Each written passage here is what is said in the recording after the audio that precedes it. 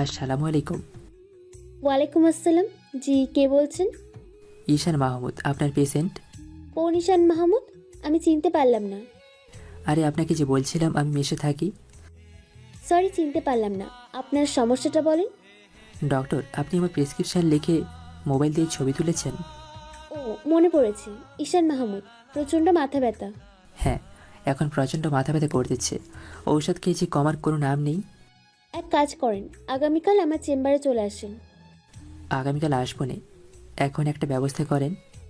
আমি একটা বড়ির নাম বলছি, এই বড়িটা এনে খান। ওকে। বাই।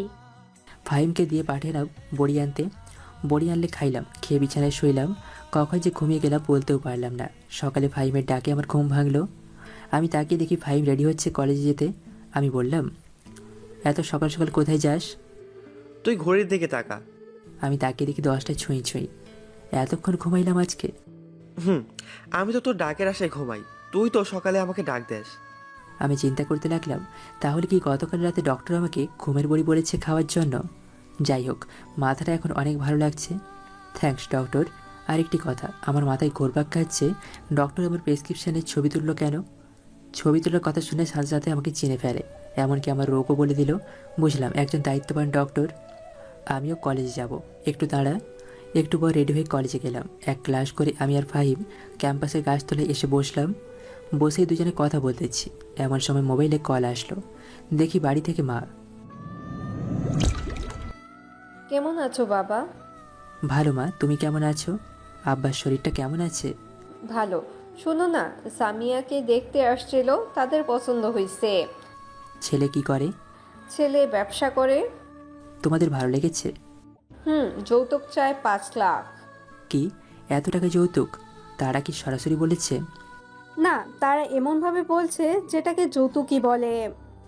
এখন তোমরা কি চিন্তা করছো? আমরা তো তোর দিকে তাকিয়ে আছি। তুমি রাতের দিকে কল দিও। আচ্ছা। আমি কল কেটে দিয়ে ফাহিমের কাছে এসে বসলাম। আমাকে চিন্তিত দেখে ফাহিম বলল, কিরে দোস্ত, তোকে এরকম চিন্তিত দেখাচ্ছে কেন? স্বামীর সম্বন্ধ আসছে, যৌতুক চাই 5 লাখ। কস কি? হুম। থাক দোস্ত, টেনশন করিস না, সব ঠিক হয়ে যাবে। বাসায় যাবি? আমার একটা প্রাইভেট আছে। না, আমি একটু লাইব্রেরিতে যাব। ওকে, আমি যাই। আমি উঠে বাসার উদ্দেশ্যে রওনা দিলাম। মনে মনে ভাবছি কী যে করি। 5 লাখ টাকা যৌতুক! সন্ধ্যাবেলা মার কাছে কি বলবো? আমার কাছে এত টাকা নেই। 3 বছর আগে ঢাকায় আসছিলাম। এই 3 বছরে অনেক খেটে খুঁটে 4-5 লাখ টাকা জমাইছি। কী যে করি। বাসায় আসলাম, এসে রেডি হয়ে গেলাম প্রাইভেটে। নিয়ত প্রাইভেট শেষ করে যাব ডক্টরের চেম্বারে। প্রাইভেট শেষ করে গেলাম ডক্টরের চেম্বারে। গিয়ে দেখি এমন ভিড়। সিরিয়াল নিতে গেলাম, চেম্বারে ঢুকলেই 500। আমি গিয়ে পিএসকে বললাম সিরিয়াল দিতে। পিএস বলল, সিরিয়াল শেষ। সিরিয়াল শেষ মানে? আরো 20 জন রোগী আছে, তাদেরকে দেখে ম্যাডাম চলে যাবে তাহলে আমি আগামীকাল। আগামীকাল মানে? আরে ভাই, একটা সিরিয়াল দেন, ম্যাডাম আমাকে চেনে। কিন্তু আমি তো চিনি না। ধুর ভাই, আপনার ভেতর কোনো মানবতাই বলতে কিচ্ছু নেই। ভাই, দিলে পরের দিন আমার চাকরি শেষ। আপনার চাকরি শেষ হবে কেন? আমি একদিন এরকম দয়া করে একজনকে ম্যাডামের কথা বাইরের সিরিয়াল দিয়েছিলাম। তারপর? তারপর কি, ম্যাডাম প্রচন্ড রেগে যায় আর আমার চাকরি নট করে দেয়। পরে অনেক মিনতি করে চাকরি আবার ঠিক করি। শুনেন, ম্যাডাম প্রচন্ড জেদি, কোনো ভুল হলেই রেগে যায়। তাই আমাদের সাবধান থাকতে হয়। সেজন্য ভাই আমি এত বড় রিস্ক নিতে পারবো না। ইটস ওকে, আগে বুঝিয়ে বলবেন না? এই বলে আমি সেখান থেকে চলে আসলাম। আর ভাবতে লাগলাম কি করা যায়। আগামীকাল আবার আসবো। আগামীকাল আসা সম্ভব নয়, কারণ আগামীকাল কোচিং আছে। যা করার আজকেই করতে হবে। ফোন দেব? না, যদি রেগে যায়। এখন একটাই উপায়, সেটা হলো অপেক্ষা করা। চেম্বার থেকে বের হওয়ার সময় ধরতে হবে। কেন জানি মনে হচ্ছে ডক্টর আমাকে একটু বেশি কেয়ার করে। কেয়ারের পেছনে কি অন্য কোনো কারণ আছে? থাকলে ভালো, কারণ ডক্টরকে প্রথম দেখাতেই আমি ক্রাশ খেয়েছি। এক জায়গায় বসে অপেক্ষা করতে লাগলাম। 1-2 জন, এভাবে 10-12 জন চলে গেছে। আমার অসহ্য লাগতেছে, মনে হচ্ছে আরও 2 ঘন্টা লাগবে। আমি আর অপেক্ষা করতে পারছি না। আসরের সময় হয়ে আসছে, ভাবলাম চলে যাব।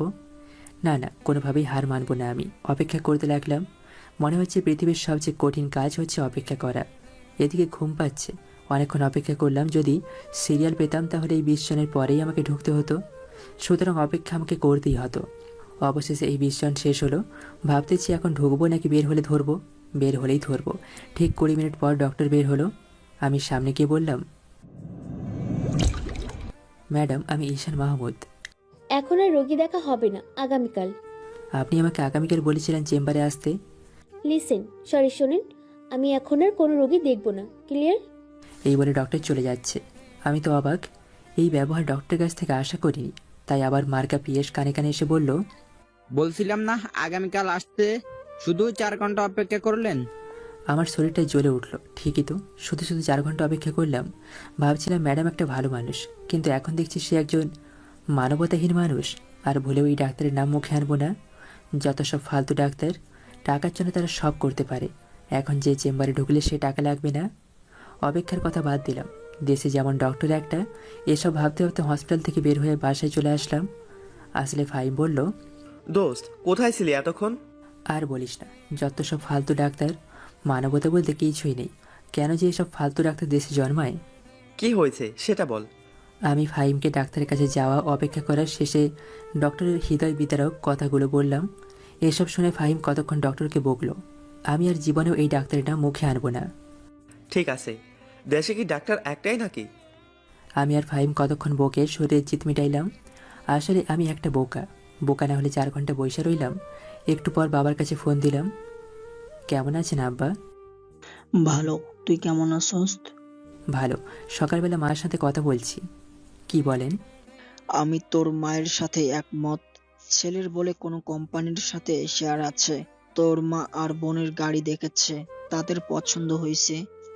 আপনি জানেন এখানে খরচ একটু বেশি হয়, আর 5 লাখ টাকা যৌতুক আমাদের জন্য অনেক বেশি হয়ে যায় না? কি করুন যাইব? এখন তুই কত দিতে পারবি?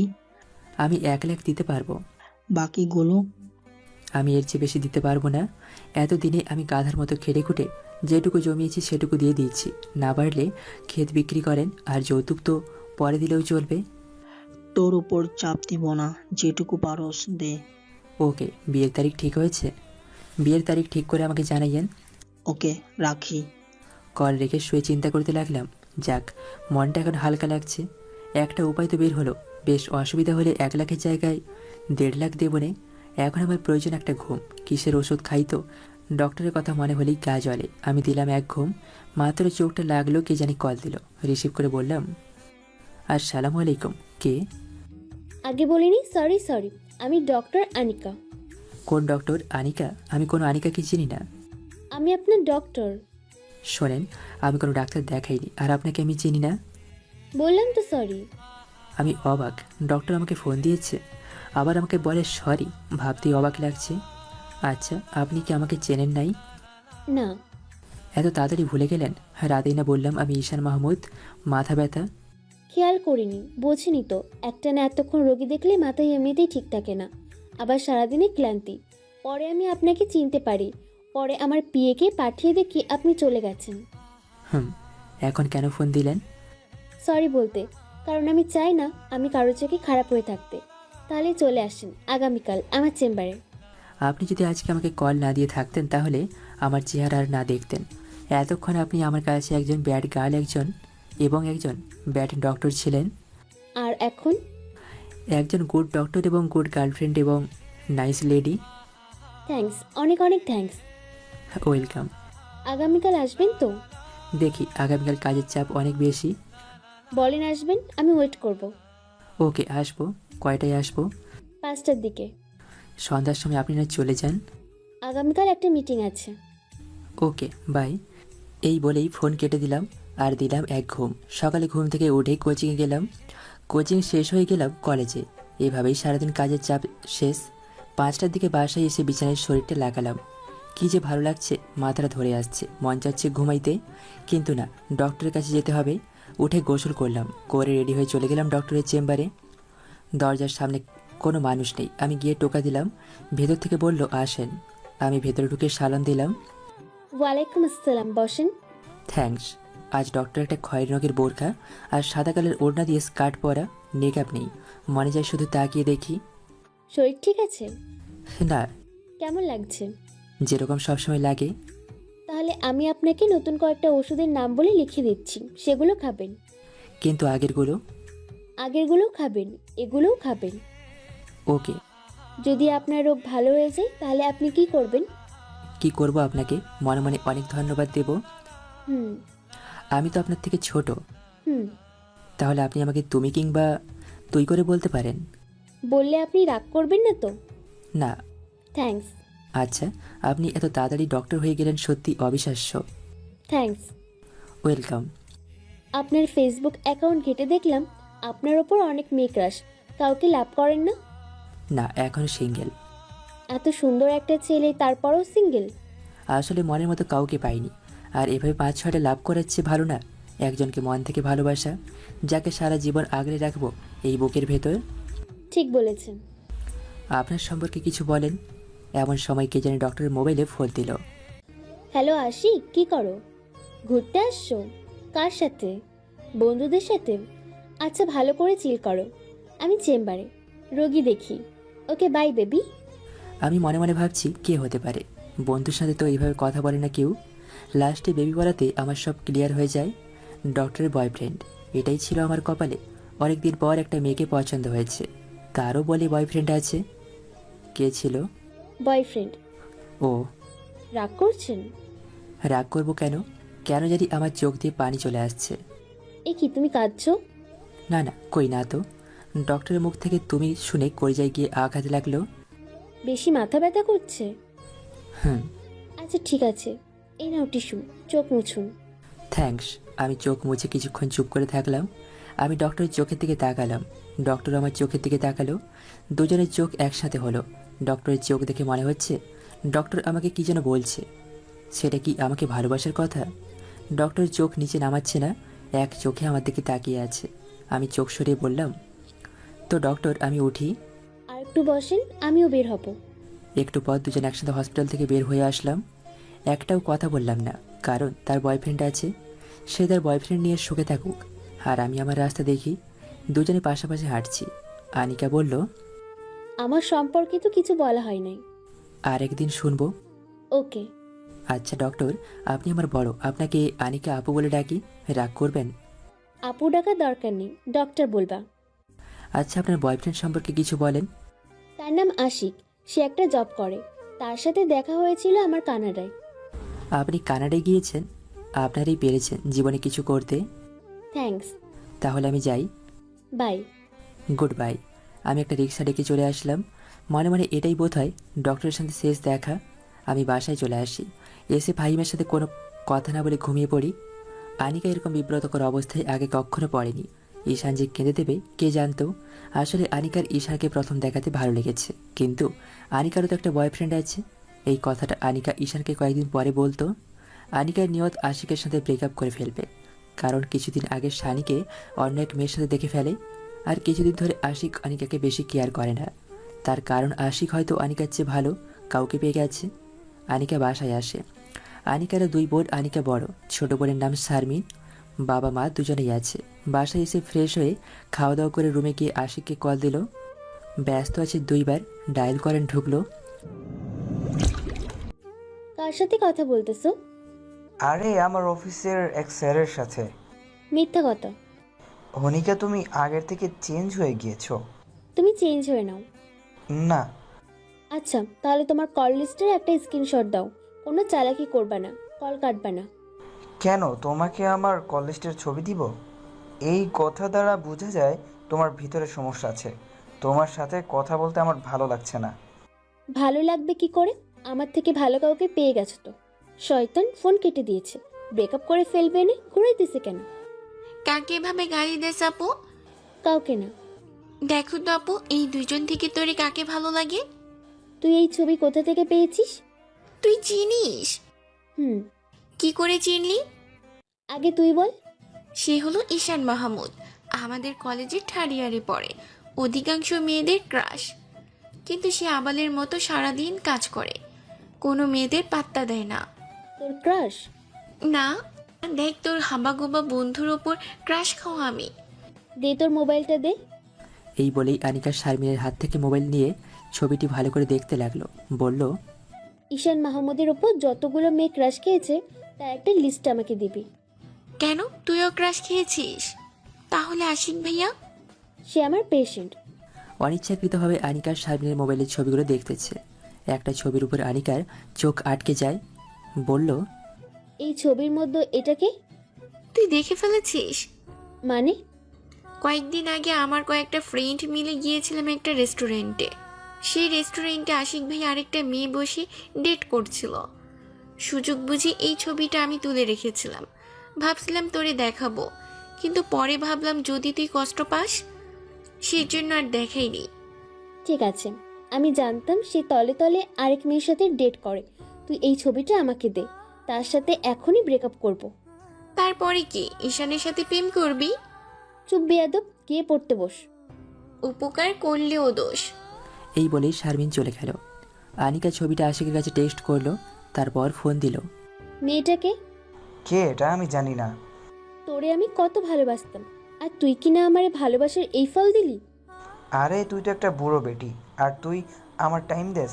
তুই তো থাকোস তোর কাজিন রে নিয়া। আর ছবির মধ্যে যে মেয়েটা দেখছোস, জানোস তার বয়স কত? 19 বছর, মাত্র 19। তোর মতো বুড়ো না। আনিকা আশিকের মুখ থেকে এসব কথা শুনে অবাক হয়ে যায় আর কাঁদতে থাকে। তুই ঠিকই বলছো, আমি বুড়ো। যা, তোর সাথে ব্রেকআপ। তুই এই শাস্তি একদিন না একদিন ঠিকই পাবি। এই বলেই ফোন কেটে দেয় আর কাঁদতে সারা রাত কাটিয়ে দিল। আমি সকালে ঘুম থেকে উঠে আমি আমার জীবন যুদ্ধে লেগে গেলাম। আমার খালি ডক্টরের কথা মনে পড়ে, পরক্ষণেই আবার মনে পড়ে আরে ডক্টর না বয়ফ্রেন্ড আছে। এইভাবে একটা সপ্তাহ চলে যায়। ডক্টরের ঔষধগুলো নিয়মমাফিক খাওয়ার ফলে আর মাথা ব্যথা ওঠেনি। আমি বোধহয় ডক্টরের কথা জীবনেও ভুলতে পারবো না। বাড়ি থেকে ফোন আসলো, স্বামীর বিয়ের তারিখ ঠিক হয়েছে। আর এক সপ্তাহ পর বিয়ে। আমি ফাহিমকে নিয়ে চলে গেলাম বাড়িতে। বিয়ে শেষ করে ঢাকায় আসতে 15 দিন লাগছে। ফাহিম আগেই চলে এসেছে। পরে শেষমেশ আমার কাছ থেকে 1.5 লাখ টাকাই দিতে হলো। যৌতুক পুরোটা দেওয়া হয়নি, জানি পরে আমাকেই দিতে হবে। আমার সামনে পরীক্ষা আসতেছে, সকল কিছু ঠিক রেখে পরীক্ষায় পড়া পড়তে হবে। আমি ছাত্র হিসেবে এত খারাপ না। পরীক্ষা দিলাম, পরীক্ষা খুব ভালো হলো, রেজাল্ট ভালো আসলো। এখন একটা কোচিং, একটা প্রাইভেট পড়াই। একটা প্রাইভেট ফাহিমকে দেই। আমার রেজাল্ট ভালো দেখে ফার্স্ট ইয়ারের কয়েকটা ছেলে মেয়ে আসে, বলল প্রাইভেট পড়াইতে। আমি অনেক না করি, কিন্তু কে শোনে কার কথা। শেষ পর্যন্ত আমায় রাজি হতেই হলো। পরদিন থেকে তাদের কোচিং করাই। এভাবেই 2 মাসের মতো চলে যায়। মাথা ব্যথা যেহেতু ওঠেই না, ঔষধ খাওয়া আর আগেও ছেড়ে দিয়েছি। ঔষধ দেখলেই ডক্টরের কথা মনে পড়ে। ঔষধে দেখা হয় না, আনিকার কথা মনেও পড়ে না। ফার্স্ট ইয়ারের যে ব্যাচটা আমি পড়াই, সেখানে একটা মেয়ে আমাকে কী যেন বলবে। আমি পড়া ছাড়া অন্য কোনো টপিক নিয়ে কথা বলি না, সেরকম করে চান্স দিই না। একদিন তাদের পড়িয়ে চলে যাচ্ছি, এমন সময় এই ব্যাচের সবচেয়ে সুন্দরী মেয়েটা আমাকে ডাক দিল। আমি কয়েকদিন ধরে লক্ষ্য করছি মেয়েটার চেহারার সাথে ডক্টরের অনেকটা মিল আছে। তাহলে সে কি ডক্টরের ছোট বোন? কাছে আসলে বললাম, কি বলবা বলো। কিছু না। তাহলে ডাক দিচ্ছ কেন? আমি গেলাম। প্লিজ যাবেন না, আপনার বন্ধু ফাহিম। ফাহিমকে? কি করছে? তার নাম্বারটা একটু দিবেন? আমি কেন দিতে যাব তার নাম্বার? প্লিজ দেন না, প্লিজ প্লিজ প্লিজ। নাম্বার নিয়ে কি করবা? সেটাও বলতে হবে? হুম। তাকে কল দিয়ে বলবো তাকে আমি ভালোবাসি, তাই না? হুম। দেখো, আমি তোমাকে একটা কথা বলি, এসব প্রেম ভালোবাসা বাদ দিয়ে পড়ালেখায় মনোযোগ দাও। দিবেন না আগেই বলতেন, কেন এতক্ষণ ঘোরালেন? তোর আমি গেলাম। এই বলেই চলে যাচ্ছে। আমি কি যেন ভেবে আবার শারমিনকে ডাক দিলাম। আসলে বললাম, তোমরা কয় ভাই বোন? শারমিনের মুখে বাঁকা হাসি ফুটে উঠল। বলল, দেখছেন মানুষকে কিভাবে প্রয়োজনে পড়ে। দেখছি। এখন বলো, তোমরা কয় ভাই বোন? আপনার সব প্রশ্নের উত্তর দিব, আগে আমাকে ফাহিমের নাম্বারটা দিন। আমি ভাবছি নাম্বার দেবো নাকি দেবো না। ফাহিম বেচারা একবার ছ্যাঁকা খেয়ে আর প্রেমের নাম নেয় না। আর শারমিন তো অনেক সুন্দরী, দিয়েই দেই নাম্বার। উঠান। থ্যাংক ইউ, একটা হাসি দিয়ে বলল। নাম্বার উঠাইলে আমি বললাম, এবার আমার প্রশ্নের উত্তর দাও। কি? কতবার বলবো তোমরা কয় ভাই বোন? আসতে বলেন, না হলে কিন্তু চলে যাব। ওকে, বলেন। আমরা 2 বোন, ভাই নেই। বোন কি তোমার বড়? হুম। কি করে? আমি এত প্রশ্নের উত্তর দিতে পারবো না, গেলাম। কোথায় যাও? বলে যাও। বলতে পারবো না। তোমাকে ভুল নাম্বার দিয়েছি। কথাটা বললাম সম্পূর্ণ অনুমানে, কারণ এই সময় ফাহিম ঘুমায়, আর সে ঘুমানোর সময় মোবাইলে বালিশের নিচে ফেলে ঘুমায়। তার মানে নেটওয়ার্ক নাই। চালাক মেয়ে কল দিয়েও ফেলেছে। যেটা ভাবছিলাম সেটাই, কোনো রেসপন্স নেই। এসে বলল, আমার বড় বোন ডাক্তারি করে। কোন হসপিটালে? শারমিন হসপিটালের নাম বললে আমার চিনতে কষ্ট হয় নাই। এটা যে আনিকার ছোট বোন। এটাই সঠিক নাম্বার। আবার চেষ্টা করো। শারমিন আবার চেষ্টা করে। এবার কল ঢোকে। উপায় থেকে বলল, আসসালামু আলাইকুম। শারমিন কথা বলতে বলতেই চলে গেল। আমার চোখটা গাছতলায় যায়। দেখি 3টা ছেলে আমার দিকে আঙুল দিয়ে কী যেন দেখাচ্ছে। ছেলে 3টা সেকেন্ড ইয়ারে পড়ে। ক্যাম্পাসের মধ্যে ফার্স্ট নতুন ইয়ারের ছাত্রছাত্রীদের সাথে র্যাগিং করে। আমার সাথে তেমন চান্স নাই, জানে চড় থাপ্পড় গালে পড়বে। যাই হোক, তাদের চাওয়া আমার কাছে সুবিধার লাগলো না। কিছু একটা হতে পারে, সাবধান থাকতে হবে। আমার বাসায় যেতে রাত। বাসার পেছন দিয়ে একটা গলি আছে।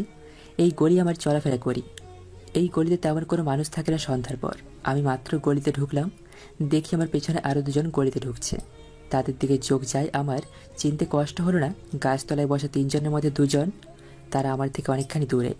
আমি ভাবলাম কোনো একটা ঝামেলা হতে পারে। আমি আমার হাঁটার গতি বাড়িয়ে দিলাম। আর একটু সামনে এগিয়ে দেখি বাকি আরেকজন। আমি বুঝতে কষ্ট হলো না, এটা একটা ফাঁদ।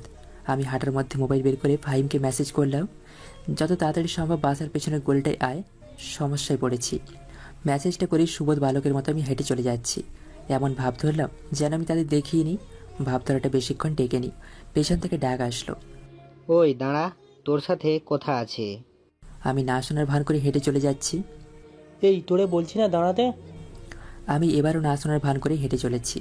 এবার সামনের জন আমার পথ আটকালো, বলল, তোরে ডাকছে শোনস না? কি বলবি বল। ডাক দিছি, শুনোস নাই কেন? প্রয়োজন মনে করিনি, কি বলবো বল। আমি চলে যাচ্ছি। তোর যাইতে দেরি আছে, তোর সাথে আমাদের অনেক বোঝাপড়া আছে। আমি তোদের কোনো সমস্যা করেছি? ক্যাম্পাসের সব সুন্দরী মেয়েরা তোর পিছনে ছুটে। আজ তোর এমন অবস্থা করব যাতে কোনো মেয়ে তোর দিকে তাকাতেই লজ্জা পায়। তোর শারমিনের সাথে কি সকালে তার সাথে হাসাহাসি করে কথা বলতাছস? একটা কথা ভুলে যাস না, আমি কিন্তু তোদের বড়। এখন চুপচাপ চলে যা, কোনো সমস্যা হবে না। পরে কিন্তু তোদের খবর আছে। তোকে এমন মার মারবো যাতে তুই কোনো কথাই বলতে না পারিস। তুই কি শারমিনকে পটিয়ে ফেলেছস নাকি তার সাথে রুম ডেটের অফার দিছস? তুই তো রুম ডেট করতে পারবি না। আমাদের ঠিকানাটা বল, আমরা চলে যাব নে। এই বলেই তারা হাসতে লাগলো। আমার মাথায় রক্ত উঠে যাচ্ছে। 3জনের সাথে একা পারবো না। ফাহিম এখনও দেরি করছে কেন? মেসেজ দেখলে তাড়াতাড়ি আসার কথা। দেখি তারা 3জন থেকে একজন প্যান্টের বেল্ট খুলছে, আর একজন একটা ছুরি বের করেছে। তারা আমাকে 3 দিক দিয়ে ঘিরে ধরেছে, তাই দৌড় দেওয়ার কোনো চান্স পাওয়া যাচ্ছে না। আমি ভাবলাম দাঁড়িয়ে থেকে লাভ নেই, মার শুরু করে দিই। আমাকে টিকে থাকতে হবে যতক্ষণ পর্যন্ত ফাহিম না আসে। আমি ছুরিওয়ালা ছেলেটাকে কানের নিচে নরম জায়গায় শরীরের যত শক্তি আছে তত শক্তি দিয়ে আঘাত করলাম। তারা হয়তো আমার কাছ থেকে এমন আঘাত আসবে কল্পনাও করেনি, তাই প্রতিরক্ষা করার কোনো সুযোগও পাইনি। যে জায়গায় আঘাত করেছি ঠিক সে জায়গায় গিয়ে লাগলো। ছেলেটা ও মাগো এক চিৎকার দিয়ে নিচে পড়ে গেল। বাকি 2জন ততক্ষণে নিজেকে সতর্ক করে ফেলেছে, আর তাদের থেকে চোখে মুখে জ্বলে উঠেছে প্রতিশোধের আগুন। হাতে বেল্টওয়ালা ছেলেটা আমাকে বেল্ট দিয়ে মাথায় আঘাত করার চেষ্টা করলো। আমিও যেহেতু সতর্ক ছিলাম তাই সাথে সাথে মাথা নুইয়ে ফেলি। আমার মাথার উপর দিয়ে চলে যায় বেল্ট। সে আবারও নতুন করে আঘাত আনতে কিছুটা সময় লেগেছিল। এই ফাঁকে আমি তার ঘাড়ে সজোরে আঘাত আনলাম, সব শক্তি দিয়ে। মায়ের টাল সামলাতে না পেরে সেও চিৎকার করে নিচে বসে পড়ে। এই ফাঁকে 3য় জন সুযোগ পেয়ে গিয়েছিল। 3য় জন আমার কোমরে দিল এক লাথি। আমি টাল সামলাতে না পেরে নিচে পড়ে গেলাম। এই ফাঁকে বাকি 2জন উঠে আমার উপর চড়াও হলো। 3জন আমাকে এলোপাথারি লাথি মারছে আর বলছে, মার শালারে মার, শালায় কি ঘুষি দিল, ঘাড়ই লাড়াতেই পারছি না। কথা বলছে আর মারছে। আমি হাত দিয়ে প্রতিরক্ষা করছি। আমার নাক দিয়ে ব্লিডিং হচ্ছে, মুখের কয়েক জায়গায় কেটে গেছে, অনবরত রক্ত পড়ছে। এমন সময় ফাহিমের কণ্ঠ কানে আসলো, এই মাদা, এইখানে পুলারা দাঁড়া, সাহস থাকলে দাঁড়া। ফাহিমের হাতে একটা লাঠি। এই লাঠি দেখে ওরা 3জন দৌড়ে, আর ফাহিমের দৌড় দেখে। ফাহিম যেভাবে দৌড়ে আসছে যে কেউ দেখলে ভয় পেয়ে যাবে। আমার কাছে এসে বলল, সরি দোস্ত, দেরি হয়ে গেছে। ওকে ওকে। আমি ওয়াশরুমে ছিলাম, বের হয়ে দেখি তোর মেসেজ দেখার সাথে সাথে আমি চলে আসি। আমি তোরে কিচ্ছু বলছি, দেখ আমার অনেক ব্লিডিং হচ্ছে, আমাকে কোনো ডক্টরের কাছে নিয়ে যা। আমি তোরে ধরছি। ফাহিম আমাকে ধরে গলি থেকে বের করে রাস্তায় নিয়ে আসে। একটা গাড়ি ডাক দেয়। আমি গাড়িতে উঠি। আমার নাক দিয়ে রক্ত বের হচ্ছে, মুখে কয়েক জায়গায় কেটে গেছে, পিঠে একটু বেশি ব্যথা করছে। হাত দিয়ে দেখি অনেক রক্ত। বুঝলাম ছুরি দিয়ে আঘাত করেছে। অনেক ব্লিডিং হচ্ছে, তাই আমি জ্ঞান হারাই। আনিকা আশকের সাথে ব্রেকআপ করার পর একা হয়ে গেছে। প্রতি রাতে কেন যেন ঈশানের কথা মনে পড়ে। চেম্বারে ঈশান আর আসে না, কারণ হয়তো ঈশানের রোগ ভালো হয়ে গেছে। আনিকা কোনোভাবেই ঈশানকে ভুলতে পারছে না। আনিকার খালি ঈশানের কান্নার কথাটা মনে পড়ে আর ফুঁপিয়ে কেঁদে ওঠে। সব সময় আনিকা নিজেকে এই বলে সান্ত্বনা দেয়, ঈশান তুই তো আমার ভালোবাসত। আমি জানি তুই একদিন আসবি। আসলে যে ঈশানকে কী করবে আনিকা, সেটা আনিকাই জানে। এভাবে আনিকা 2 মাস চলে যায়, ঈশানের কোনো দেখা নেই। বাড়ি থেকে বিয়ের কথা বলছে, ভালো এক সম্বন্ধ আসছে, বলছে বিয়ে করার জন্য। আনিকা এই বাহানা সেই বাহানা দিয়ে দেরি করছে। শেষমেশ আনিকা নিজেই সিদ্ধান্ত নিল নিজেই ঈশানের সাথে দেখা করবে আর নিজের ভালোবাসার কথা বলবে। ওই দিন রাতে আনিকার রুমে শারমিন এসে নাচতে থাকে খুশিতে। এদিকে আনিকার টেনশনে বাঁচে না, আর নিজের বোন কিনা নাচে। দিল এক ধমক, শারমিনের মুখটা কালো হয়ে যায় ধমকের কারণে। শারমিন কেঁদে দেয়, কাঁদতে চলে যাচ্ছে আর বলতে লাগলো, আপু তুই না অনেক খারাপ। আমি টেনশনে বাঁচি না, আব্বা আম্মা বিয়ের চাপ দিচ্ছে, আর তুই কিনা খুশিতে নাচোস। যা, তোর সাথে আমি আর কথা বলবো না। ব্যাপারটা ছিল ঈশানকে নিয়ে। এই বলেই শারমিন সেখান থেকে চলে আসলো। আনিকা ঈশানের নাম শুনে আটকে যায়। ঈশানের ব্যাপারে কি বলবে শারমিন? পরক্ষণেই মনে পড়ল, আরে ঈশান আর শারমিন তো একই কলেজে পড়ে, নিশ্চয়ই কিছু একটা হয়েছে। শারমিন যেহেতু খুশিতে নেচেছে, তাহলে নিশ্চয়ই ভালো খবর। এসব চিন্তা করে শারমিনকে ডাক দিল। 5-6টা ডাক দিল, শোনেনি। তার মানে অনেক রাগ করেছে। আনিকা জানে শারমিনের রাগ ভাগানো এত সহজ না। আনিকা ভাবতে লাগলো কি করে রাগ ভাগানো যায়। এখন একটাই উপায়, তার পছন্দের খাবার বানানো। আনিকা যতটুকু মনে পড়ে শারমিনের পছন্দের খাবার হলো পিৎজা। কিছু করার নেই, পিৎজার অর্ডার দিয়ে দিল। পিৎজা আসলে পিৎজা নিয়ে আনিকা শারমিনের রুমে গেল। গিয়ে দেখে শারমিন শুয়ে আছে। আনিকা গিয়ে শারমিনের সাথে মজা শুরু করলো। ওই আমার গুলুগুলু আপুটা রাগ করেছে। কোথায় রাগ করেছে, গালে নাকি মুখে? দেখ তোর জন্য কি আনছি। যা, তোর সাথে কোনো কথা নেই। ওকে, তাহলে পিৎজাটা আমি একাই খাই। কি, তুই পিৎজা আনছিস? শোয়া থেকে উঠে বসে। হুম। দে আপু দে। তো রাগ ভাঙছে? হুম। তারপর 2 বোন মিলে পিৎজা খেতে লাগলো। আনিকা জিজ্ঞেস করলো, ঈশানের ব্যাপারে কি যেন বলছিলি? আমি জানি তুই এই প্রশ্নটা করবি, কারণ তুই আরো আগে ঈশানের ওপর ক্রাশ খেয়েছিস। খাইছি, এখন বল। শারমিন ঈশানের কাছে প্রাইভেট পড়া। সকালের সব কথা আনিকাকে বলল শারমিন। এক পর্যায়ে আনিকার মুখ উজ্জ্বল হয়ে যায়, কারণ ঈশান কারো প্রেমে পড়ে নাই। আর শারমিনের বোনের সম্পর্কে অনেক কিছু জিজ্ঞেস করায় বুঝতে পারলো এখনও আনিকাকে ভালোবাসে। তার মানে ঈশানের কাছে গেলে হতাশ হবে না। খুশিতে আনিকা শারমিনকে নিয়ে নাচতে থাকে। আনিকা ফাহিমের কথা শুনে বলে, আগে পড়াশোনায় মনোযোগ দে, প্রেম ভালোবাসা পরেও করতে পারবি। দূর আপু, তুই আর ঈশান ভাইয়া সম্পূর্ণ এক হলে ভালো। এই বলে নাচতে আনিকা নিজের রুমে চলে গেল। গিয়ে শুয়ে ঘুমিয়ে পড়ল। শারমিন ভাবছে, আমি প্রেম করলে তুমি জানবা কোথা থেকে। শারমিনও ঘুমিয়ে পড়ল। আমি চোখ খুলে দেখি হাসপাতালের বিছানায় শুয়ে আছি। চোখ খুললে ফাহিম কাছে আসলো, বলল, কেমন লাগছে? ভালো। এখন বল, কে কে মারছে?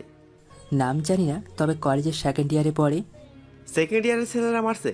হুম। তুই কি করছিস? না, তার জন্যই তো আমি মাইর খেলাম। আমার জন্য মানে? তোর উপর ক্রাশ খাওয়া মেয়েটা শারমিন, তার জন্য। ওই শারমিন সকালে যে ফোন দিয়েছিল?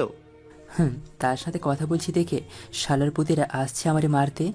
তুই কোনো টেনশন করিস না, শারমিনকেও দেখে নিব, আর ওই শালাদেরকেও দেখে নিব। এক নার্স এসে বলল, আপনাদেরকে বেড ছেড়ে দিতে হবে। কেন? কারণ এখানে অন্য রোগী আসবে। কেন? আমরা তো সিটের ভাড়া দিব। তাহলে উপরের তলা উন্নত মানের বেড়ে যান। একদিনের ভাড়া 10,000 টাকা। মানে কিছু না, আপনাদের এই বেড ছেড়ে দিতে হবে। ওকে ফাহিম, আমি ঠিক আছি, ছেড়ে দিচ্ছি। আপনার ব্যবহার ভালো লাগলো না। কি করবেন? যত সব ফালতু কোথা থেকে যে আসে এগুলো হসপিটালে, ছোট লোকের বাচ্চা। ফাহিমের এমনি মাথা গরম, একে আমাকে মারছে, তারপর এই নার্সের এসব কথা শুনে রাগে উঠে যায় ফাহিম। কোনো চিন্তা না করেই গেছে চড় দিতে। আমার এক হাত খালি আছিল, সাথে সাথে ধরে ফাহিমকে বাইরে নিয়ে আসি। বললাম, এই নার্সকে পরে দেখে নেব। তুই আমাদের ধরলি কেন? চড় দিয়ে সব কটা দাঁত ফেলে দিতাম। দেখ বিল কত হয়েছে। আমি এখানে বসি। এতক্ষণ আমার হসপিটালটা ভালো করে দেখা হয়নি। হসপিটালের এদিক ওদিক তাকিয়ে আমার চোখ বড় হয়ে যায়। আরে এ তো আনিকা, যে হসপিটালে কাজ করে। এটা তো সেই হসপিটাল। এই করিডোর পার হলেই তো আনিকা বসে আছে চেম্বারে। এত কাছে বসে আছে আমার ভালোবাসা। মন চাচ্ছে উড়াল দিয়ে চলে যেতাম তার কাছে, কিন্তু গেলে কি লাভ হবে? তার তো বয়ফ্রেন্ড আছে। আচ্ছা গেলে তো অসুবিধা নেই। কেন জানি মন চাচ্ছে আনিকাকে এক নজর দেখতে। সম্ভবত ভালোবাসি সে কারণে। ফাহিম এসে বলল, দোস্ত, বিল 10,000 টাকা। এত টাকা? কি করলো? একটু পিঠে সেলাই করলো, তার মুখে ওয়াশ করে ব্যান্ডেজ বেঁধে দিল। সামান্য কাজে এত টাকা হয় কি করে? আমি এই প্রশ্ন করেছিলাম, তারা বলেছে তোরে যে ইনজেকশন দিয়েছে সেইগুলো অনেক দামি। ঠিক আছে, দেখি কি করা যায়। তুই এক কাজ কর, যে নার্স আমাদের সাথে খারাপ ব্যবহার করেছে তার নামটা জেনে আয়। তুই দাঁড়া। তানহা? নার্সে তানহা? তানহা নামটা সুন্দর, কিন্তু একটা ডাইনি। আমি এক জায়গায় যাব, তুই আমাকে হেল্প কর। কোথায় যাবি? আমাকে ধর, তোকে বলি। আমি যে মাথা ব্যথার জন্য ডক্টর দেখিয়েছিলাম, সেই ডক্টরের চেম্বারে একটু সামনে তার কাছে যাচ্ছি। কিন্তু তার কাছে গিয়ে কি লাভ হবে? জানি কোনো লাভ হবে না। আর এই ডক্টরকে আমি 2 মাস আগে ভালোবেসেছিলাম। এত কাছে যেহেতু, তাই এক নজর দেখে যাই। ওকে, যা। আর শোন, এই ডক্টরের বোনের নাম শারমিন। কি কস? ওই দেখ ডক্টরের চেম্বার, আমি যাই। এই বলে আমি আনিকার চেম্বারের সামনে চলে আসি। তার ওই পিএস এসে বলল, এখন কোনো রোগী দেখা হবে না। ম্যাডামকে বলেন ঈশান মাহমুদ আসছে। পিএস ভেতরে চলে যায়। একটু পর ফিরে এসে বলল ভেতরে যেতে। আমি ভেতরে ঢুকলাম, দেখি ডক্টর উল্টো দিকে চেয়ারে ঘুরিয়ে বসে আছে। আমাকে মুখ দেখাবেন না, যেটার জন্য এত কষ্ট করে আমি এখানে আসলাম। দেখাবেন না তাহলে ভেতরে আসতে বললেন কেন? আমি চলে যাচ্ছি, এই বলেই বসা থেকে উঠলাম। দেখি ডক্টর তার চশমাটা রেখে সোজা হেঁটে আমার কাছে চলে আসে। এসে কোনো কথা না বলে আমার মাথায় ধরে সোজা তার নরম গোলাপি ঠোঁটটা আমার ঠোঁটে লাগিয়ে দেয়। এর জন্য প্রস্তুত ছিলাম না। 30 সেকেন্ড পর ছেড়ে দিল। সে চোখ বন্ধ করে রাখছে। এটা কি ছিল? জানি না। এবার আমি তার পেছনে কোমরে হাত রেখে টান দিয়ে আমার একেবারে কাছে এনে আমি নতুন করে আমার ঠোঁট তার ঠোঁটে লাগিয়ে দিই। এবার আমরা দুজনে একে অন্যের ঠোঁটের স্বাদ উপভোগ করলাম টানা 2 মিনিট। আমি আস্তে আস্তে তার কোমর ছেড়ে দিই। ডক্টর আস্তে আস্তে নর্মাল হয়। আমার কাছ থেকে একটু সরে চোখ খুলে একটা মুচকি হাসি দেয়। এত ভালোবাসা, এত আকাঙ্ক্ষা, এসব এতদিন কোথায় রেখেছিলা? জানি না। আমি আস্তে আস্তে চেয়ারে বসি। ডক্টর এখন পুরো শরীর তাকায়, তাকিয়ে অবাক হয়ে যায় বলে, এসব কি? তোমার শরীরে কি করে হয়েছে এগুলো? এত উত্তেজিত হওয়ার কোনো কারণ নেই, আমি ঠিক আছি। কোথায় তুমি ঠিক? পিঠে ব্যান্ডেজ, মাথায় ব্যান্ডেজ, হাতে ব্যান্ডেজ। আনিকা উঠে এসে আমার শরীর দেখতে লাগলো, দেখে বলল, তোমাকে মনে হয় 3-4 জন মিলে গণা ধোলাই দিয়েছে। কি করে হলো সব, খুলে বলো। আমি আনিকাকে রাতের ঘটনা, হাসপাতালে আসা এবং সবশেষে নার্সের কথাটা বললাম। নার্সের কথা শুনে আনিকা রেগে যায়, বলে, তুমি একটু বসো, আমি সব ঠিক করে দিয়ে আসি। আমি কিছুক্ষণ বসে রইলাম। একটু পর আনিকা এসে বলল, সব ঠিক আছে, তোমাকে কিছু ওষুধ লিখে দিচ্ছি, সেগুলো খাইবা। আর পুরো 2 সপ্তাহ রেস্ট করবা। এতদিন রেস্টে থাকতে পারবো না। কি ক্ষতি? শোনো, আমি 2টা কোচিং, একটা প্রাইভেট পড়াই। আমি যদি 2 সপ্তাহ এসব বন্ধ রাখি তাহলে আমার অনেক ক্ষতি হয়ে যাবে। কি ক্ষতি? আমি এখানে মেসে থাকি, মেসের ভাড়া, খাওয়া, আর আমাদের ফ্যামিলি মেম্বার 6 জন। আব্বার একটা ছোট জুতার দোকান, সেটা দিয়ে চলে না। তাই আমি এখানে গাধার মতো খেটে খুঁটে কিছু টাকা ইনকাম করে বাড়িতে পাঠাই। এখন যদি 2 সপ্তাহ এসব বন্ধ রাখি তাহলে কি অবস্থা হবে? আনিকা উঠে আমার কাছে এসে বসলো, বসে আমার হাত ধরলো। ঈশান, তোমার সমস্যা আমার সমস্যা। আমি তোমাকে ভালোবাসি, তুমি বাসো না? বাসি, কিন্তু তোমার না একটা বয়ফ্রেন্ড আছে? তার সাথে তো আমি 2 মাস আগে ব্রেকআপ করেছি। ও, খুব ভালো। আমি তোমাকে খুব ভালোবাসি। আমি জানতাম তুমি আমাকে অনেক ভালোবাসো। হুম। তুমি কোনো টেনশন করো না, তুমি 2 সপ্তাহ রেস্ট নাও, দেখবে সব ঠিক হয়ে যাবে। তুমি বলছো? আচ্ছা, তুমি তো বললা তোমাকে 3 জন মারলো। কেন মারলো সেটা তো বললা না। তোমার বোন শারমিনের কারণে। অবশ্য তার এখানে কোনো দোষ নেই। তার সাথে সকালে কথা বলছিলাম, সেটা 3 জন ভালো চোখে নেয়নি। শারমিন এখানে জড়িত আছে, তার খবর আছে। মোবাইল বের করলো ফোন করার জন্য। তাকে ফোন দিবা না, তার এখানে কোনো দোষ নেই। ওকে, তোমার মোবাইলটা দাও। গতকাল রাতে ভেঙে গেছে। এখন কি করবা? ফাহিমকে দিয়ে নতুন মোবাইল কিনবো। জানো আমার এখন কি মন চাচ্ছে? কি মন চাচ্ছে? এখানে তোমার সাথে বসে সারাদিন কথা বলতে। আমারও মন চাচ্ছে। চলো তোমাকে বাসায় দিয়ে আসি। তুমি যাবা? চলো তাহলে। আর শোনো, তোমার আর কোনোদিন বিল দিতে হবে না। আমি উঠে আস্তে আস্তে বের হচ্ছি। এমন সময় আবারও আনিকা আমাকে পেছন থেকে জড়িয়ে ধরে বলল, আমি তোমাকে অনেক ভালোবাসি ঈশান। তুমি আমাকে ছেড়ে চলে যাবে? কখনো না। আমি জানতাম। এবার ছাড়ো, ব্যথা লাগছে। তুমি বাইরে গিয়ে একটু দাঁড়াও, আমি আসছি। ওকে। এই বলেই আনিকা আমাকে ছেড়ে দেয়। আমি বাইরে বেরিয়ে আসি ফাহিমের কাছে। ফাহিম আমাকে ভালো করে দেখছে। আমি বললাম, কি দেখছিস এরকম ভাবে? দেখছি তুই ঠিক আছিস কিনা। ঠিক আছি মানে? তুই এতক্ষণ ডক্টরের চেম্বারে কি করে থাকলি? কেন, কি হয়েছে?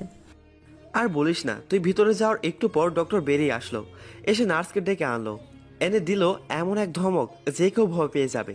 তারপর আমাকে ডাকলো এবং আমার কাছে মাপ চাওয়ালো। পরে রিসেপশনে গিয়ে কি যেন বললো, তারপর আবার চেম্বারে ঢুকে গেল। এতক্ষণ পুরো হসপিটালে নিস্তব্ধ ছিল। ডক্টর অনেক জেদি, কিন্তু তার এরকম করা ঠিক হয়নি। বিল দিতে হবে না। না, ডক্টর আমাদের সাথে বাসায় যাবে। এই ডক্টর। হুম। না দোস্ত, দোস্ত। আরে টেনশন করিস কেন, আমি আছি না। তোরা দুজন প্রেম কর। হুম। আল্লাহ জানে তুই এই মেয়েকে কেমনে কন্ট্রোল করবি। ওই দেখ সে আসছে। চুপ। আনিকা এসে বলল। তাহলে চলো।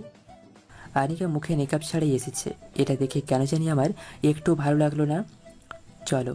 নিচে গিয়ে দেখি আনিকার পার্সোনাল গাড়ি আছে। গাড়ির ড্রাইভার একজন ইয়ং বয়সের ছেলে। এটাও দেখে আমার ভালো লাগলো না। যাই হোক, গাড়িতে বসলাম। আমার পাশে আনিকা বসলো।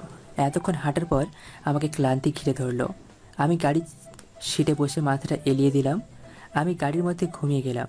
চোখ খুলে দেখি আনিকা আমাকে ডাকছে। ফাহিম বলল, দোস্ত বাসায় চলে আসছি। নামার সময় আনিকা আমাকে হেল্প করলো। আস্তে আস্তে হেঁটে রুমে গেলাম। গিয়ে বিছানায় শুইলাম। আমার পাশে আনিকা বসলো। আমাদের দেখে ফাহিম বাইরে চলে যায়। এটা তোমার জন্য। কি? মোবাইল। তোমাকে কে বলেছে মোবাইল কিনতে? কেউ না। তাহলে কেন কিনলে? ভালোবাসি বলে। এখানে আমার আর কিছু বলার নেই। আনিকা আমাকে ভালোবাসি বলে কিনে দিল। এখানে ফিরিয়ে দেওয়ার কোনো মানে হয় না। ঠিক আছে। আর শোনো, আমি তোমাকে ওষুধ খাওয়ার সময় হলে কল দিব। তোমার এত কষ্ট করতে হবে না, তুমি বলে যাও। না, আমি তোমাকে কল দিব। ওকে। আমি আনিকার স্কার্ট ধরে নেকাবের মতো করে বললাম, তোমাকে নেকাব অবস্থায় বেশি সুন্দরী লাগে। সত্যি। হুম। আনিকা সুন্দর করে নেকাব পরে বলে, এবার ঠিক আছে। হুম। তাহলে আমি যাই। যাও। এই বলেই আনিকা চলে যায়। আনিকা চলে গেলে ফাহিম এসে বলল, সব ঠিকঠাক তো? হুম। এখন বল, 3 ছেলের কি করবি? তুই আগামীকাল গিয়ে 3 তারিখ খুঁজে বের করবি। তারপর কলেজের ভিপিরে সব বলবি, দেখ তারা কি করে। আর আগামীকাল গিয়ে ফার্স্ট ইয়ারের ব্যাচটা আমি পড়াই, তাদের বলবি 2 সপ্তাহ তাদের বন্ধ। অথবা শারমিন ফোন দিলে শারমিনকে বলতে পারিস। ওকে। আমার সব ক্লান্তি এসে ঘিরে ধরলো। আমি দিলাম এক ঘুম। এক ঘুমে বিকালে উঠে ফ্রেশ হয়ে খাওয়া দাওয়া করলাম। করে আনিকার কাছে কল দিলাম। সাথে সাথে রিসিভ করে বলল, ঘুম হয়েছে? হুম। আনিকা ঔষধের নাম বলল, সেগুলো খেয়ে নিলাম। এইভাবে প্রতিদিন Anika time to time call দিয়ে আমাকে ঔষধ খাওয়াতো। একদিন কি এক বেলাও মিস হয়নি। আনিকার প্রতি আমার ভালোবাসা বাড়তে থাকে। টাইম টু টাইম ঔষধ খাওয়ার পর 10 দিনে সম্পূর্ণ সুস্থ হয়ে গেলাম। এই কয়েকদিনে আনিকা আমার কাছে 5 বার এসে দেখে যায়। আমি আবার আগের মতো কোচিং প্রাইভেট পড়াতে শুরু করি। আমাকে যে মারলো ছেলেগুলো, তাদের বিচার হয়েছে। ভিপিরে বলার পর ভিপি চড় থাপ্পড় দিয়ে মিলিয়ে দিল। এতে আমার শরীরের রাগও কমলো না, ফাহিমেরও না। তাই আমাদের ব্যাসের কয়েকজন নিয়ে রাতের বেলা 3টার ইচ্ছে মতো গণ ধরেই দিলাম। সবাই মুখোশ পরা ছিল, তাই কে মারলো কেউ কিছু বলতেও পারলো না। এর মধ্যে বাড়ি থেকে মৃত্যুর সংবাদ আসলো, দাদা মারা গেছে। সংবাদ আসলো রাতে। আমি ঠিক করলাম রাতেই বাড়ি যাব। দাদার ছোটবেলা আমাকে খুব আদর করত। দাদার মৃত্যুর সংবাদ শুনে আমার ভিতর থেকে কান্না চলে আসে। আমি আনিকাকে কল দিলাম। আসসালামু আলাইকুম, কি করো? কিছু না, শুয়ে আছি। আমার দাদা মারা গেছে, আমি গ্রামের বাড়ি যাচ্ছি। ইন্না ইল্লাহি ওয়া ইন্না ইলাইহি রাজিউন। কেঁদো না, মানুষকে তো একদিন মরতেই হবে। হুম। তুমি এখন কোথায় আছো? বাসায় রেডি হচ্ছি, ফাহিম যাবে আমার সাথে। তুমি একটু ওয়েট করো, আমি আসছি। তোমার আশা লাগবে না, আমি তোমাকে পরে ফোন দেব। ঈশান, তুমি একটু দাঁড়াও, আমি আসছি। এই বলেই আনিকা ফোন কেটে দিল। আমি আর ফাহিম রাস্তায় গিয়ে অপেক্ষা করতে লাগলাম। একটু পর আনিকার গাড়ি আসলো। আনিকা গাড়ি থেকে নেমে এসে আমাকে জড়িয়ে ধরলো। আমিও জড়িয়ে ধরলাম। আনিকা বোরখাও পরে নাই, স্কার্টও বাঁধে নাই, ওড়না পেঁচিয়ে চলে আসছে। ফাহিম আনিকাকে এই অবস্থায় দেখে সাথে সাথে মুখ ঘুরিয়ে নেয়। আনিকার এই কাজটা আমার একটু ভালো লাগলো না। ভাবলাম পরে এই বিষয়ে কথা বলবো। আমাকে ছেড়ে দিয়ে বলল, তুমি কোনো টেনশন করো না। তুমি কতদিন থাকবা? জানি না। ওকে, তাহলে কিন্তু কল দিবা। ওকে, তাহলে যাই। হুম। আনিকা গাড়িতে উঠে চলে গেল। আমি আর ফাহিম বাড়ি যাই। সেখানে সব করে আসতে 2 দিন সময় লাগলো। আমি এসে আগের মতো প্রাইভেট কোচিং শুরু করি। আমি খেয়াল করেছি ফাহিম আর শারমিনের মধ্যে ভালোই চলছে, কিন্তু ফাহিম সবসময় বিষণ্ণ হয়ে থাকতো শারমিনকে হারানোর ভয়ে। এদিকে আমি বুঝতে পারছি আমি আনিকাকে ভেতর থেকে ভালোবাসি, যে ভালোবাসা এত সহজে ছিন্ন করা যাবে না। এভাবে 1টি মাস চলে যায়। 1 মাসের মাথায় আমার প্রচণ্ড মাথা ব্যথা ওঠে, কারণ আজকে শরীরের ওপর দিয়ে বেশি পরিশ্রম গেছে, তাই মাথা ব্যথা উঠেছে। তখন বিকাল 5টা, আমি একটা কোচিং করাচ্ছি। এমন সময় আনিকা সোজা ভিডিও কল দিল। আমি বাইরে বের হয়ে রিসিভ করলাম। তোমাকে এমন দেখাচ্ছে কেন? প্রচণ্ড মাথা ব্যথা করছে। কোথায় তুমি? কলেজে। শোনো, আমি কলেজের আশেপাশেই আছি। তোমাকে আমি একটা রেস্টুরেন্টের ঠিকানা দিচ্ছি, যত তাড়াতাড়ি সম্ভব চলে আসো। Okay. Love you. Love you too. আমি কোচিং ছুটি দিয়ে রেস্টুরেন্টে চলে গেলাম। গিয়ে দেখি সে এখনও আসেনি। আমি একটা সিটে বসে অপেক্ষা করতে লাগলাম। একটু পর দেখলাম আনিকা আসছে। আমার আনিকাকে দেখে রাগ উঠে যায়, কারণ আনিকার মুখে নেই কোনো মেকআপ আর টাইট একটা বোরখা পরেছে, যা দেখে আমার পুরো মেজাজ গরম হয়ে যায়। আমি নিজেকে কন্ট্রোল করে হাসি মুখ নিয়ে বললাম, আসছো তুমি? তোমার কি আগের সমস্যা? আমি টেবিলে মাথা দিয়ে মাথা নিচু করে বসে রইলাম। তার সাথে কথা বলতে ভালো লাগছে না। সে অন্তত মেকআপটা দিয়ে আসতো। তোমাকে সিটি স্ক্যান করাতে হবে। এই বলেই আনিকা আমার মাথাটা হাতিয়ে দিচ্ছে। আমার খুব ভালো লাগছে। এইভাবেই 10 মিনিট মাথা হাতিয়ে দিল। আমার এখন অনেক ভালো লাগছে। আমি ইচ্ছা করে প্রশংসা করলাম না, কারণ সে আমার কথা শোনেনি। ভালো লাগছে? মাথা ব্যথা অনেকটা কমে গেছে। দাও, আর একটু মাথায় হাতিয়ে দিই, ভালো লাগবে। না, আপাতত চলবে। ওকে। আসলে মাথা ব্যথা অনেকটা কমে গেছে, তাই প্রশংসা না করে পারলাম না। বিয়ের পর কিন্তু কিছু করো আর না করো, এভাবে মাথা কিন্তু হাতিয়ে দিতে হবে। আমার মাথা বানানো ভালো লাগে। থ্যাঙ্কস। আমাকে কোনো সময় থ্যাঙ্কস দিবা না। দরকার হলে বকা দিবা, তবুও থ্যাঙ্কস দিবা না। ওকে। শোনো, একটা কফি খাও, ভালো লাগবে। ওকে। আনিকা, তুমি কিন্তু আমার একটা কথা মানোনি। কি কথা? এত তাড়াতাড়ি ভুলে গেলে? কাজে ব্যস্ত থাকি তো, মিস্টেক হতে পারে। মেকআপ। ও, মনেই থাকে না। আর সাথে সাথে মেকআপ লাগিয়ে ফেললো। ঠিক আছে, সাথে তোমার আরও 2টি কাজ করতে হবে। কি কি? তোমাকে আরও লুজ বোরখা পরতে হবে, আর তোমার ড্রাইভারকে বাদ দিতে হবে। সে মেয়ে ড্রাইভার দেখো পাও কি না। ওকে, দেখা যাক। মুখটা কালো করে বলল। তুমি রাগ করছো? না। দেখো, আমি তোমাকে ভালোবাসি। আমি চাই তুমি আর আমি একসাথে সারা জীবন থাকি, আমার স্বপ্নের মতো করে তোমাকে সাজাতে। এখন যদি তুমি আমাকে সে সুযোগ না দাও, তাহলে তো হচ্ছে না। আনিকা ব্যাগ থেকে একটা বড়ি বের করলো, দিয়ে বলল, এখন বাসায় গিয়ে কিছু খেয়ে এটা খাবে। ওকে। তুমি চলে যাচ্ছ? আর একটু বসো, কফি তো খাওয়া হলো না। তুমি খাও, আমি গেলাম। এই বলেই আনিকা চলে গেল। আমি কফির অর্ডার দিলাম। কফি খেয়ে আমি বাসায় চলে আসি। বড়ি খেয়ে ঘুমিয়ে পড়লাম। আনিকাও বুঝতে পারছে ঈশানকে ছাড়া আনিকার জীবন অচল। ঈশানকে আনিকা ভেতর থেকে ভালোবেসে ফেলেছে। ওই আশিকের ক্ষেত্রে এরকম ছিল, কিন্তু ঈশানের প্রতি যেমন অনুভূতি তেমন ছিল না। আনিকা ইচ্ছে করে ঈশানের সাথে এরকম করছে, কারণ আনিকা ঈশানকে পরীক্ষা করছে। আনিকা যুক্তিটা এভাবেই দিয়েছে, ঈশান আমাকে ভালোবাসে, আমি ঈশানকে ভালোবাসি। ঈশান চাইবে না আমি পর্দা না করি, সে চাইবে না আমি অন্য একটা ছেলের সাথে ঘুরি, সে চাইবে আমি সবসময় তার কথা শুনি, তার কথা মতো চলি। এখন যদি আমি ঈশানের কথা না শুনি, তাহলে ঈশান রাগ করবে। এই রাগ করার মানে ঈশান আমাকে ভেতর থেকে ভালোবাসে।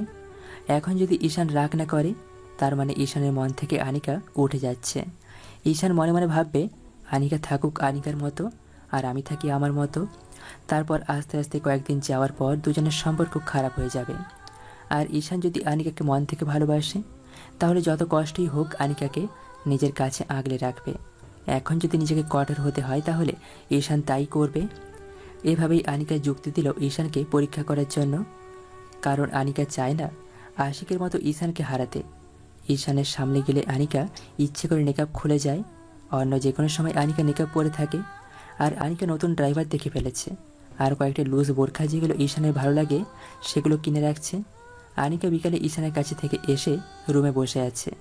এমন সময় শারমিন আনিকাকে পেছন থেকে জড়িয়ে ধরল। আনিকা বলল, তোর তোর কি হয়েছে, এত খুশি লাগতেছে কেন? ফাইম না আমাকে ভালোবাসে। তুই কেমন করে বুঝলি ফাইম তোকে ভালোবাসে? তার কথাবার্তা, আচার আচরণ আর সব সময় আমাকে কেয়ার করে। ভালো, তাহলে বিয়ে দিয়ে দিই। দিয়ে দে, না করেছে কি? সত্যি? হুম। দাঁড়া, তোরে দেখাচ্ছি মজা। এই বলেই আনিকা জোরে জোরে মামা বলে ডাকতে লাগলো। শারমিন আনিকার মুখে হাত দিয়ে ধরলো, বলল, আপু ডাকিস না, মাকে ডাকিস না। ওকে আর ডাকবো না, এখন মুখ ছাড়।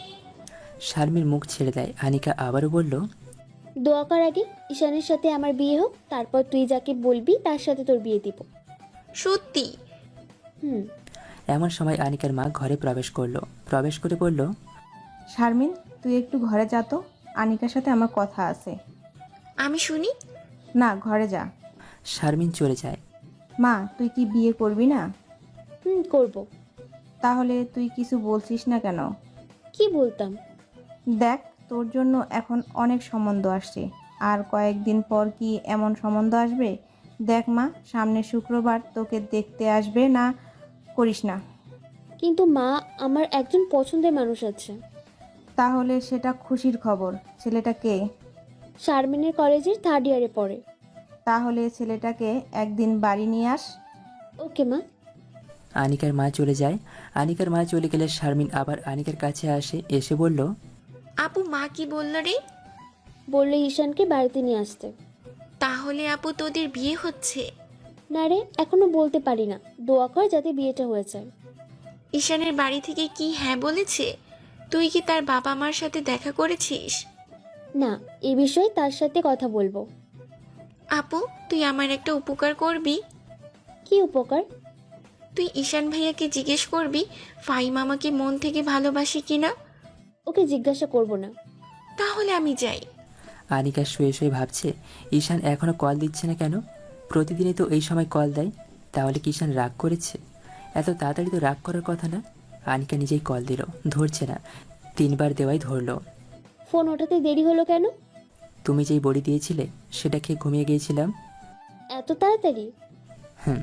আগামীকাল তো আমরা দুজন অবসর, চলো না আমরা দুজন ঘুরতে যাই। কোথায়? কাল দেখা করলে জায়গা সিলেক্ট করব। ওকে। তাহলে আগামীকাল সকালে দেখা হচ্ছে। ওকে, এখন রাখি, অনেক ঘুম পাচ্ছে। Love you. এই বলেই আনিকা ফোন রেখে দিল। আনিকা ভাবছে কোনো ভুল করছে না তো সে। আনিকা আবারও আগের মতো টাইট বোরখা আর মেকআপ না পরে ঈশানের সামনে যাবে এবং দেখবে ঈশানের প্রতিক্রিয়া কী আসে। আমি সকালে ঘুম থেকে উঠে অনেক দেরিতে উঠে দেখি ফাহিম ওয়াশরুমে। আনিকা রাতে জানি কি বলছিল মনে নেই। মনে পড়ছে কোথায় জানি ঘুরতে যাবে। কয়টায় যাবে ধুর, একটু পর এমনি ফোন দেবো নে। ফাহিম ওয়াশরুম থেকে আসলো। আমি বললাম, দোস্ত, শারমিনের সাথে কথা কেমন চলছে? রাতে কি স্বপ্নে শারমিন ভাবিকে দেখছিস? ঘুম থেকে উঠেই শারমিনের কথা জিজ্ঞাসা করতেছস? আরে না। ভালো। এখন কেমন জানি তার জন্য একটা মায়া কাজ করে।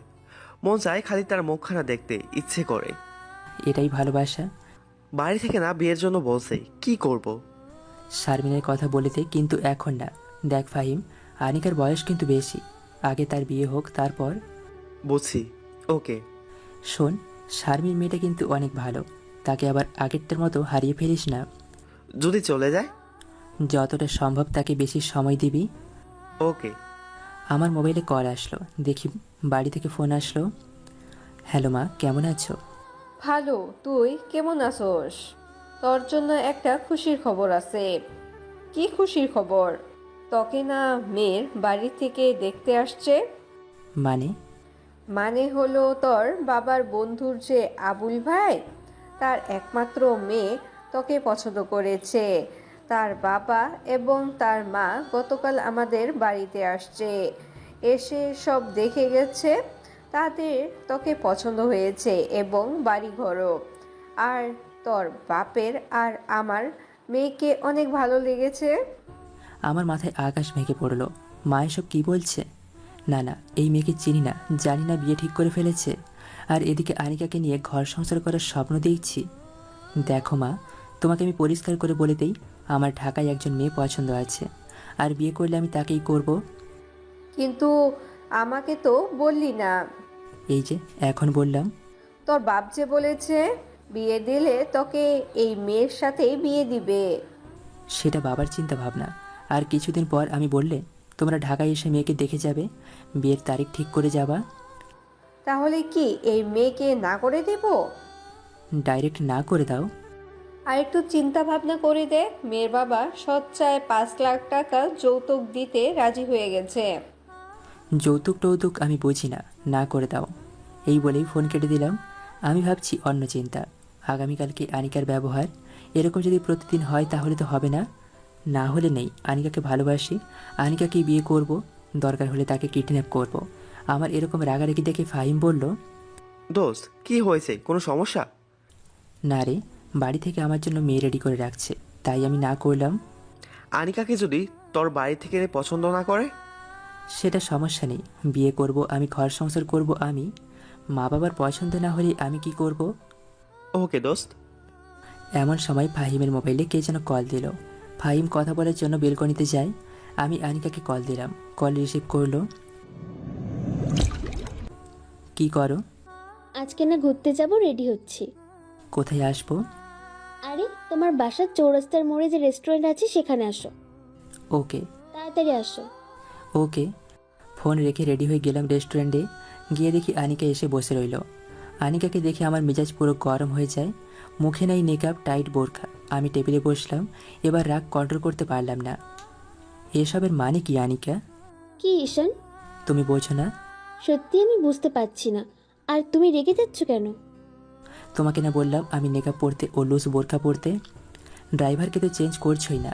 দেখো, তোমাকে ভোগ করার ইচ্ছা থাকলে তোমাকে কবেই ভোগ করে ফেলতাম। আমি চাই তোমাকে সারা জীবন আগলে রাখতে। তুমি এসব কি বলছো? তুমি কি কিচ্ছু বোঝো না? আমার এরকম ভাবে পড়তে ভালো লাগে। আর ড্রাইভারকে আমি বাদ দিতে পারবো না, কারণ ড্রাইভার অনেক আগে থেকে ড্রাইভারি করে। আমি আনিকার মুখ থেকে এরকম কথা শুনে অবাক হয়ে গেলাম।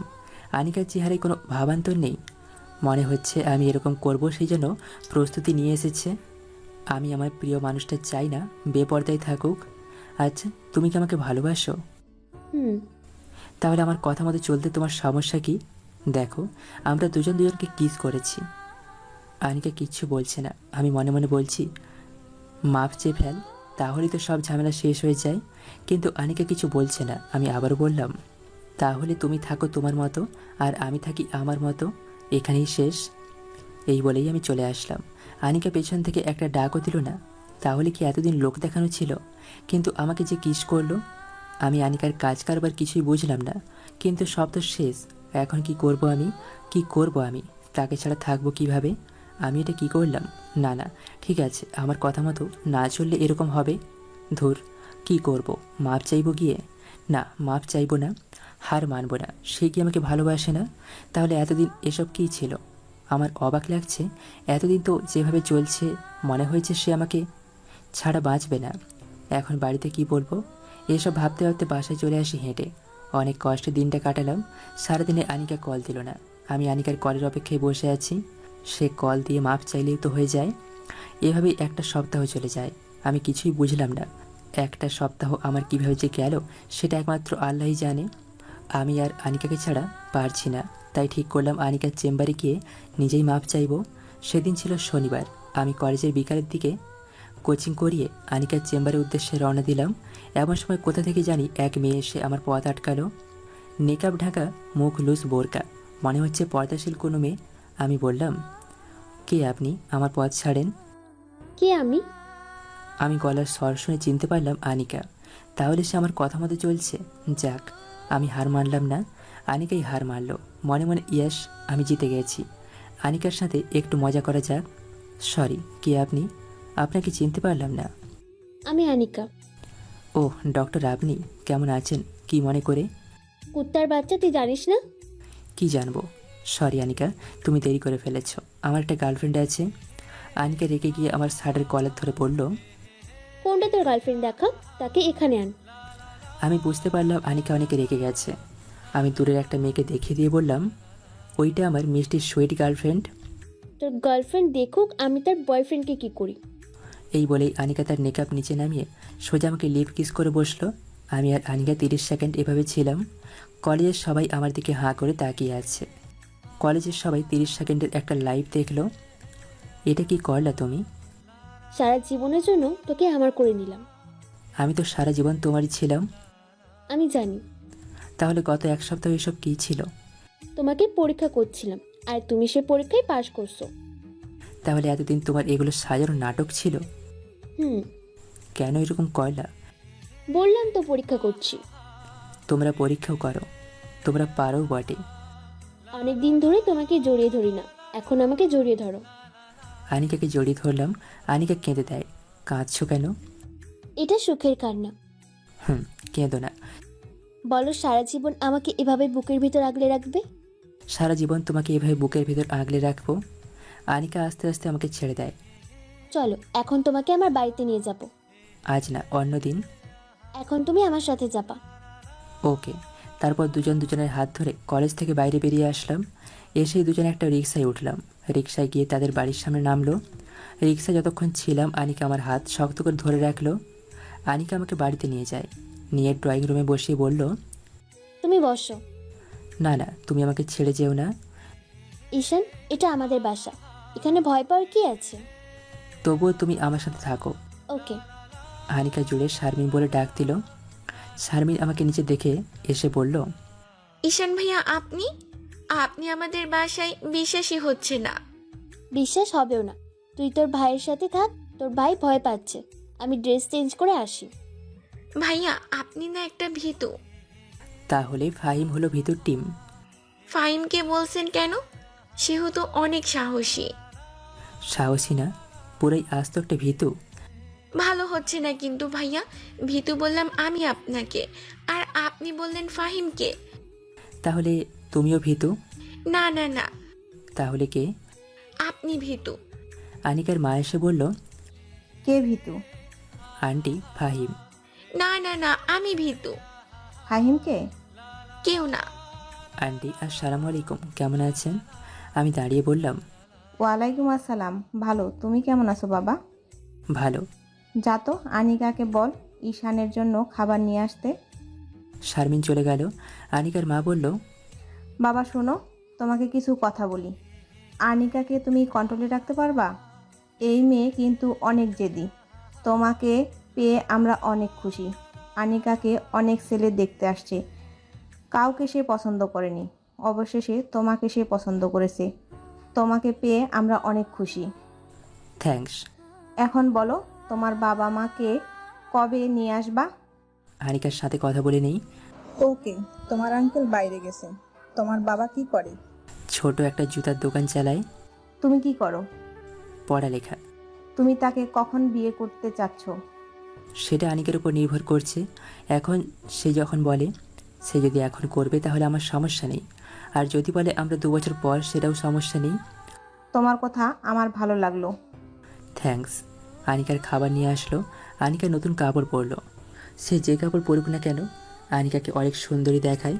আনিকা আমার সামনে খাবার দিল। আনিকার মা বলল, তাহলে তোরা দুজন সিদ্ধান্ত নে কি করবি। ওকে, তুমি যাও। তোমাকে তো দারুণ সুন্দরী দেখাচ্ছে। সত্যি তোমার এই ড্রেসে ভালো লাগছে। তুমি যে ড্রেস পরো না কেন, সবই আমার কাছে ভালো লাগে। থ্যাঙ্কস বলবো, শুধু বলবো আমি তোমাকে ভালোবাসি। আমি জানি। এখন বলো, মার সাথে তোমার কি কথা হয়েছে? বলছে তোমাকে এখন বিয়ে করব না পরে। তুমি কি বলো? সেটা তোমার উপর নির্ভর করছে। দেখো, আমার এখনও কোনো স্থায়ী উপার্জনের পথ নেই। সেটা হতে আরও কমপক্ষে 2 থেকে 3 বছর লাগবে। তুমি যদি চাও তাহলে 3 বছর পরে বিয়ে করতে আমার কোনো অসুবিধা নেই। সেটা এখন তোমার উপর। আনিকা কিচ্ছু বলছে না, মনে হচ্ছে ভাবনায় ডুবে আছে। কিছুক্ষণ পর বলল, আচ্ছা শোনো, তুমি আমাকে এই 2 মাসের ভেতর বিয়ে করবা। কিভাবে করবা জানি না। যদি বাড়ি থেকে রাজি না হয় তাহলে পালিয়ে বিয়ে করবা। সত্যি বলছো? তোমার কোনো কাজ করতে হবে না, তুমি শুধু আমার পাশে থাকবা। ওকে, এখন বলো কবে বাবা মাকে নিয়ে আসবো? আগামী সপ্তাহে নিয়ে আসো। ওকে, দেখা যাক। তাহলে আমি উঠি। আমার রুমটা দেখে নাও। না, আরেকদিন দেখব। না না, এখন চলো। আনিকা আমার হাত ধরে টানতে টানতে নিয়ে গেল তার রুমে। আমি আনিকার রুম দেখে অবাক হয়ে যাই। রুম কি সুন্দর করে সাজানো, যেন এখানে কোনো রানী থাকে। তুমি তো আমার রানী হই, কিন্তু না। শারমিন এসে সব ফাঁস করে দিল। ভাইয়া, অবাক হবেন না। আপনি আসবেন দেখে আপু রুম পরিষ্কার করছে। আপু যেভাবে থাকে আপনি দেখলে বমি করে দিবে। ওয়াক থু বলে দিল এক দৌড়। আমি আনিকার দিকে তাকালাম, আনিকা আমার দিকে তাকালো। আনিকা বলল, সারাদিন তো কাজে ব্যস্ত থাকি, তাই এত পরিষ্কার করতে পারি না। তুমি যে আমার জন্য এত কষ্ট করি রুম ঠিক করছো, এতেই আমি খুশি। থ্যাঙ্কস। ওকে, তাহলে আমি যাই। আমি আনিকার মার সাথে দেখা করে বাসায় আসলাম। এসে বাড়িতে কল দিলাম। আসসালামু আলাইকুম, কেমন আছো মা? হ্যালো, তুই কেমন আছিস? ভালো। আগামী শুক্রবার তোমরা ঢাকায় আসো। তুই এই মেয়েকে বিয়ে করবি? হ্যাঁ। আচ্ছা, আমরা আসবো। ওকে, শুক্রবার দুপুরের দিকে আসবা। আচ্ছা। আমি ফোন কেটে দিলাম।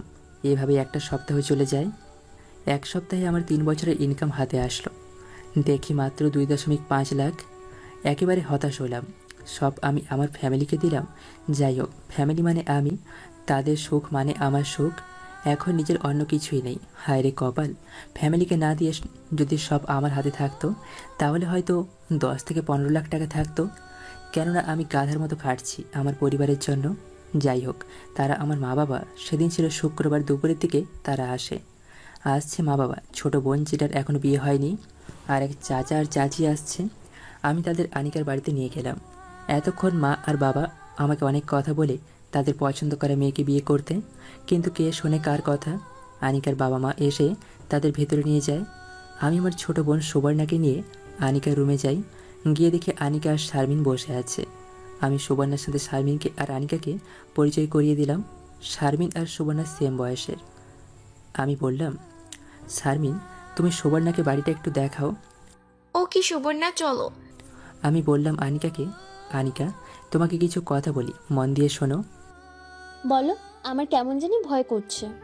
দেখো, আমি আমার মা বাবার পছন্দের মেয়েকে বিয়ে করছি না, তাই তারা তোমার অনেক দোষ ধরবে, বিশেষ করে তোমার বয়স বেশি সেই জন্য।